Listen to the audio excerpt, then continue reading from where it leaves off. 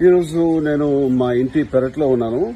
ఇక్కడ రావడానికి ప్రత్యేక కారణం ఏంటంటే చెప్పే ముందు ఏంటంటే, ఒక రైతు తన పంట చేతికొచ్చిన తర్వాత దాన్ని కోసుకుని ఇంటికి వెళ్లే ముందు ఎంత ఆనందం అనిపిస్తారు. అందులో ఎంతో కొంత చిన్న ఆనందం నాకు ఈ రోజున నేను పొందుతున్నాను. దానికి కారణం ఏంటంటే, కొన్ని నెలల క్రితం నేను ఇక్కడ మా పెరట్లో ఆనపకాయ అంటాం, సొరకాయని కొందరంటారు, దాని విత్తనం కూడా పాతాను.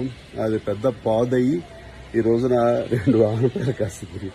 అది కోసే ప్రయత్నం చేస్తున్నాను.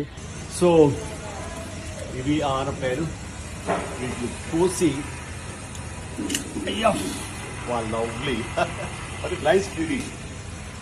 నా చేతితో వేసినటువంటి ఇది బ్యూటిఫుల్. ప్రకృతి ఎంత గొప్పదంటే, మనం సరదాగా ఒక విత్తనం భూమిలో నాటితే అది మనం